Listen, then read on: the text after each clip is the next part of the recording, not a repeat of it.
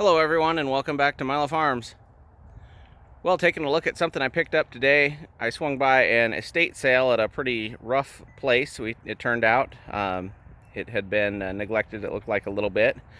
We found this out in the shed out back and asked the guy if he would sell it, and I got it for $10, which I thought was a pretty good deal.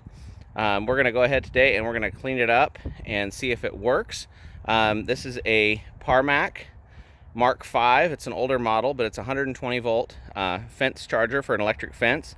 It's a low impedance model, and it says on there it should also work for 30 miles of fence. So I have a newer Mark 8 Parmak that I use for the pasture.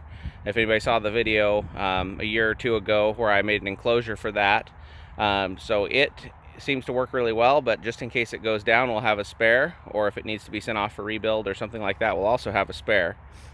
So we're going to go ahead and clean this thing up. We're going to plug it in, see if it works, and maybe we'll plug it into our current fence and see if it works and what the fence alarm says it has voltage wise. So first thing I'm going to do is go ahead and wipe it down and get some of that stuff off of it. It looks like a combination of maybe bird poop and dust from a barnyard. I know it was where they had horses. It was in a shed right next to that, so it has a lot of dust from that on it. You don't want to get this unit wet internally because it's not meant for outdoors. So we'll go ahead and we'll wipe it down first, and then maybe use a damp cloth and see how much we can get off of it. So here it is after the first wipe down with a damp cloth, and we'll go ahead and wipe it down and dry it one more time.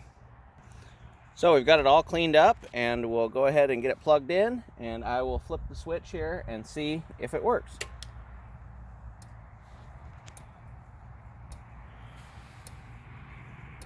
So there we go. You can see it's building up on the needle, and it's working just like it's supposed to. You can hear it clicking. And then we'll go over here with a screwdriver and we'll test this. Lay it on the ground first. See if we can. It jumps a pretty good spark, probably at least an 1/8 inch. So we'll go ahead and throw it on the spot where the old charger is and see what the fence alarm says it's putting out. So I unwired the old fence controller that was working just fine and temporarily hooked this up, just hanging on the fence with a couple of jumper wires hooked up, landing it right to the wire. And then we will go ahead and give it about 10 minutes and let the fence alarm pull its update, and then we'll see what the voltages are and how they compare. But as you can see, according to the meter right now, it's indicating we're up around 10,000 volts or so on the meter. And when I take a screwdriver and go over to the fence wire and check it, the fence wire definitely is arcing with the screwdriver. So we'll give it about 10 minutes and we'll come back and check on the fence alarm. As of right now, you can see the green LED flashing on there, indicating a good fence. So we'll go ahead and give it 10 minutes and be back.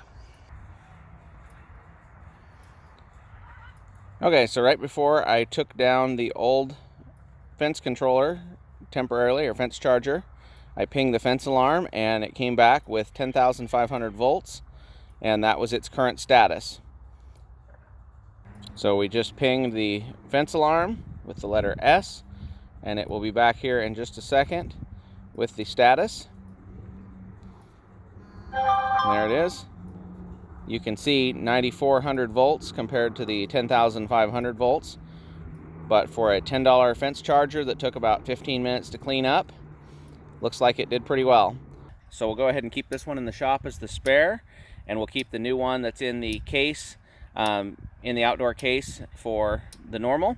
And in case we have a breakdown of that and need to send it in for rebuild, or need to make a sick pen or something like that, we have a backup. So hope everybody enjoyed the video, and remember, you can't finish a project without getting started.